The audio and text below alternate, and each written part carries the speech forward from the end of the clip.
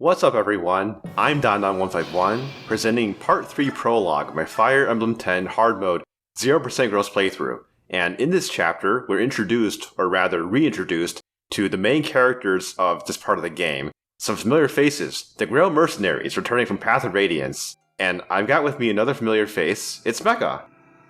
Actually, this chapter is all about the Laguz Alliance and their leader, General Skrimir, the lion laguz that is featured in this chapter. So the story is that the Laguz Alliance enlists the help of the Greil Mercenaries to help invade this fort, which is guarded by a bunch of humans, or as they call them, Bjork, and some stuff that Laguz can't really deal with very well, like enemy bow users and fire magic users. Basically, they're too stupid to deal with that. So for this chapter, Skrimir and the Laguz Alliance will be NPCs, or, computer controlled. The Greil Mercenaries will be player controlled. And there's not a whole lot that we can do to influence them, but there are some things. And that's very necessary because, boy, the Laguz Alliance is stupid. Hey, don't insult my boy Skrimir like that, he's trying his best. But you're right, we should focus on the part of the map that we can actually control, which are the blue units. And after a really quick and strange base prep segment, in which pretty much all that I do is reassign 2 skills and trade some items. Like, there's no shop to buy items in, there's no bonus experience to assign, there's no info conversations to give you any new items. We can dive into this map face first. From the blue unit perspective, we have to treat this map kind of like a route objective, while Skrimir is doing his own thing on the other side of the map because of Skrimir's AI. And because this is the first chapter in which all of these units have availability, you can kind of get an idea about how their stats are curated relative to the enemy stats, and we can see what each unit's strengths and weaknesses are, especially with regards to their offensive capabilities. Like, there are some enemy types that some units are good against, and some enemy types that they're extremely poor against. One thing that comes into play very often is trying to combine for exact kill combinations efficiently, specifically trying to kill enemies with just 2 units, or rarely even 1 unit, so that we don't waste player phase actions. Or you can be like Skrimir and the rest of the Laguz Alliance, and just, I see enemy, I attack enemy, big stats, go burr. Case in point, a couple of enemies attack the tigers and cats on turn 1 enemy phase, and Skrimir will always kill one of them on turn 1 NPC phase. This makes it so that Skrimir will not make any meaningful progress on this turn no matter what happens. The Laguz cannot even crit the enemies here, so even in a rigged LTC, there wouldn't be any turn saves here. Skrimir's AI from here on out is pretty interesting. He will look for an enemy to attack, and if there isn't one, then he will look for a tile that he can move to that is closer to the seize point, and if there isn't one, he will delay his action to later in the turn and see if he can move forward then, which is likely because the Laguz will clean out some of the enemies by then. But turn 1 NPC phase will always go roughly the same way.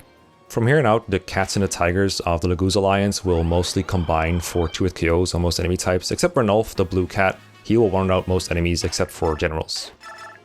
In addition to trying to optimize combinations for combat for our blue units, we also have to optimize mobility, and specifically that of our 2 mounted units, Titania and Oscar, who play incredibly important roles in this map. So most of the units who have lower mobility are tasked with helping to clear the way, because not only could enemies obstruct their path, but also there's quite a number of thickets that incur a fairly large movement penalty on our mounted units.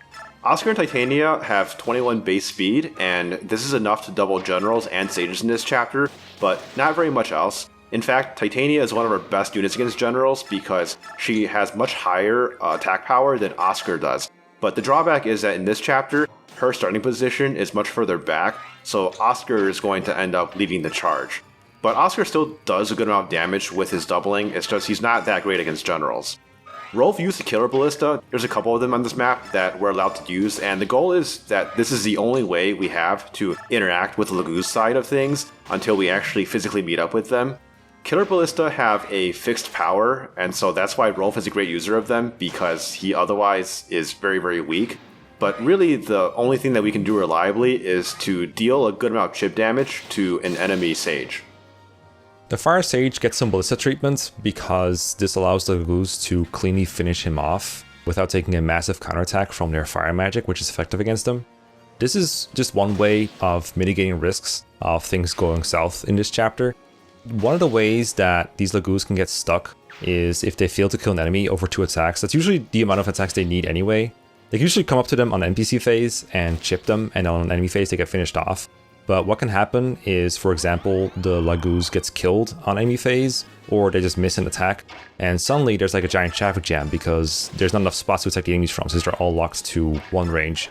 Fortunately, the strategy for this chapter is so consistent that even if a couple things go wrong, you can get some unfavorable things happening, and there will still be a 6th turn in the books as long as the strategy is executed properly. Back to the blue unit side of things, now that we're 3 turns into the chapter, we're starting to see some separation between the infantry units due to their differing mobility stats and their differing roles, depending on whether they're more offensive or support. Specifically, there are 4 infantry units with 7 movement who lead the pack, and they are Ike, Shinon, Boyd, and Mia. Mist and Rolf also have 7 movement in this chapter, but they are lagging behind for obvious reasons.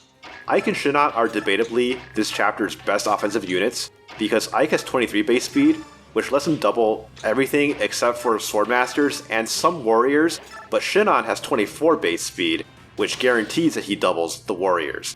So, because they have such potent offensive stats, and because of Shinon's pretty unique ability to extend his offensive power to 2 range in this chapter, compared to like Ike, for example, who hits pretty hard but can only attack up close, that's why we gave Shinon the Adept skill, which maximizes the chance that he gets to get extra hits in of damage.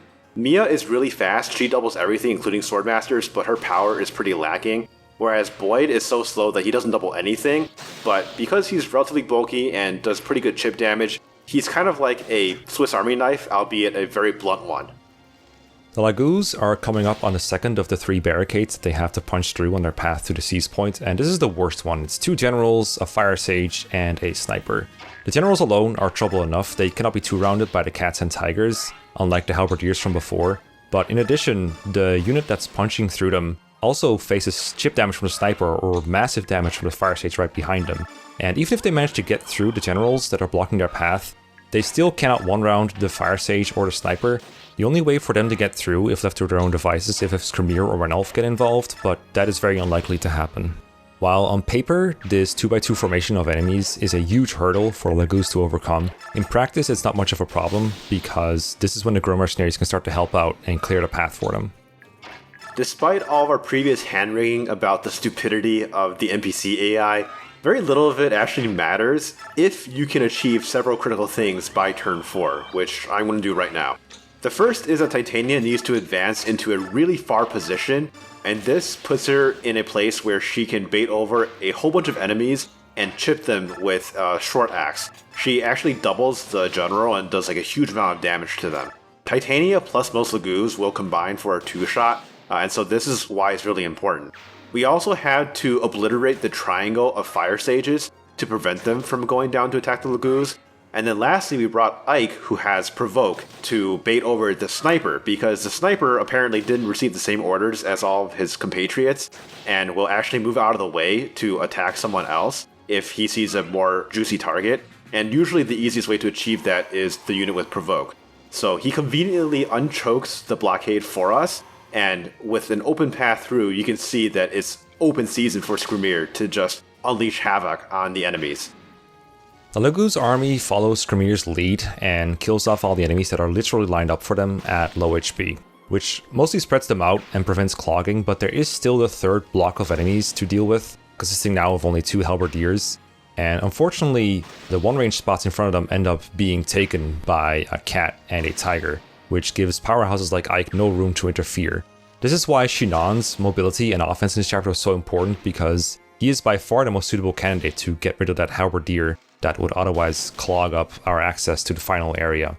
Skrimir had his pick of the litter in terms of which of the many enemies he could kill, but it doesn't matter what he chooses because any tile he can attack from is within 2 turns of movement of the arrive tile. Titania is badly wounded from all the action last enemy phase, and we need to patch her up, but we don't have her player phase action available. So it's a good thing that we shoved Mist last turn to put her exactly in range with her 7 move to patch her right back up. I've mostly ignored until now mentioning the laggard units, who are Soren, Reese, and Gatry, and of course they also play an important, although much less prominent role in this chapter. Specifically, they deliver shoves to our leading units to help move them forwards. They can do some pretty heavy chip damage, and they help with cleanup. Gatry has decently high physical attack, although he's not quite fast enough to double enemies in this chapter, and Reese and Soren both deal pretty solid magical chip damage at range, although not as much as we would like for them to given the nature of Tellius magic and uniformly high enemy resistance stats across the board. But Reese finishes off the last enemy that's within range of Skrimir, with the exception of the bottom halberdier in that pair in the last wall. We want to leave this guy alive because Skrimir can be baited into attacking him from the tile above, and that tile is exactly 9 squares away from the arrive point. So as long as he reaches that tile on turn 5, then that means that he can finish the chapter on turn 6. If that halberdier were to somehow die, then that's okay because Skrimir will just move as close as he can to the arrive tile, and any tile closer than his destination is favorable. Right now there are only 4 enemies left alive, the boss and 3 lackeys. Donan said before that this map is like a route chapter, but for this last turn we can't afford to leave some of the lackeys alive. We just have to make sure that Skrimir has no available attacks, because he will do that over arriving if he can. The bishop almost always dies because he is made of paper, but the generals are tougher to kill. There's a somewhat complicated flowchart on how we handle this. Ike, Boyd, Shinon, and Oscar are all available for attacking generals, and if they're able to kill both of them, then they'll just do that. If however we cannot kill both generals, we can kill one and surround the other. We prefer to kill the bottom general because surrounding him takes more units. The left one has an untransformed cat laguz next to him, and if we leave it that way, then the general will kill that cat laguz on enemy phase, and Skrimir will get an attacking target, which we have to avoid. So what we do is we have Oscar rescue the cat and have Ike complete the surrounding. And for the boss, all we have to do for him is have Titania attack him on player phase and finish him off on enemy phase. This frees up his square and allows Skrimir to arrive in 6 turns. Before that happens though, there's the rest of this long NPC phase still playing out, and I would be kind of angry, but I just remember that each of these guys that survives, including the reinforcements that never saw any action to begin with, gives us 100 bonus experience at the end of the chapter, and we'll be making sure to make use of that in the upcoming chapters. That's 3 prologue all wrapped up. We'll see you next time. Peace.